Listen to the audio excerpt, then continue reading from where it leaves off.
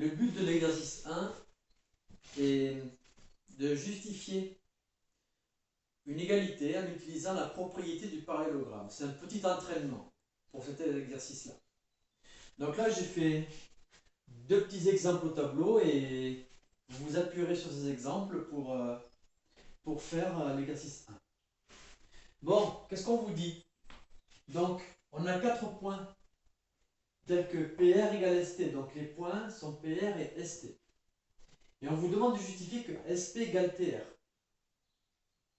Donc, la première chose que vous pouvez faire pour cet exercice, c'est faire un schéma. Alors, PR égale ST, ça veut dire que vous allez avoir un point P et un point R. Donc, PR, ça représente ce vecteur.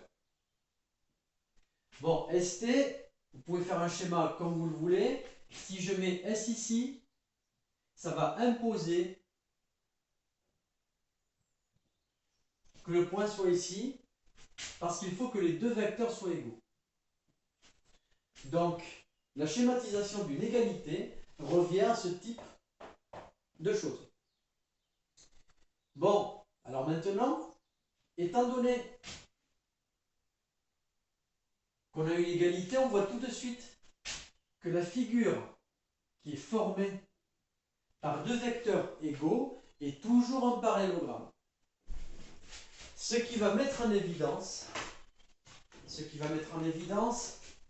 donc déjà, avec cette égalité, première chose à dire, PR égale ST, donc PRTS est un parallélogramme.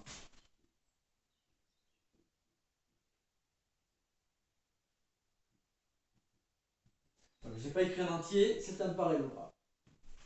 Deuxième point. Donc là, avec une égalité, on a justifié qu'on a un parallélogramme. Il se trouve que quand vous avez un parallélogramme, ici vont apparaître deux autres vecteurs. Donc en fait, vous êtes parti d'une égalité. Et maintenant, on va se retrouver avec deux autres vecteurs rouges.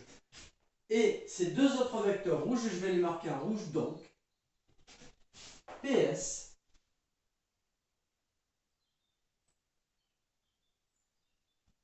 égale RT. Donc ça, c'est du fait, il a fallu d'abord dire qu'on a un parallélogramme pour mettre en évidence les deux autres côtés du parallélogramme. Bon, mais si PS est égal à RT, eh bien, si j'inverse les deux, on va obtenir cette égalité. Donc,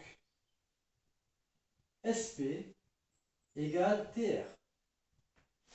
Voilà, j'insiste sur ce petit entraînement, car il est très important quand on veut justifier une égalité, de passer par la propriété d'un parallélogramme pour mettre en évidence toutes les égalités. Je fais un deuxième petit exemple pour vous familiariser un peu plus. Cette fois-ci, j'ai TV égale à C. Bon, par exemple, je peux mettre le T ici, le V ici. Ce qui va me faire ce vecteur-là. Cette fois-ci, si je prends les points A et C ici, je mets le point A ici, le C va obligatoirement se retrouver ici, parce qu'on veut que les deux vecteurs soient égaux. Donc là, vous pouvez voir que va apparaître un parallélogramme. Donc, première chose, on justifie TV est égal à C, donc TACV, parallélogramme. Bon, partant de là, dès que vous avez un parallélogramme, ça va impliquer l'égalité des vectoriels des deux autres côtés. Dans un parallélogramme, il y a deux paires d'égalités de vecteurs. Donc là, vous pouvez dire donc TA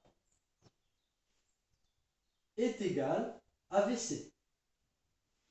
Bon, toujours pareil, on vous demande de montrer ceci. Eh bien, pour arriver à cette égalité, il suffit de tourner. Si je tourne un, je tourne l'autre. D'où AT égale CV. Donc, je rappelle, voilà, que le but de cet exercice était de justifier une égalité en partant d'une première égalité.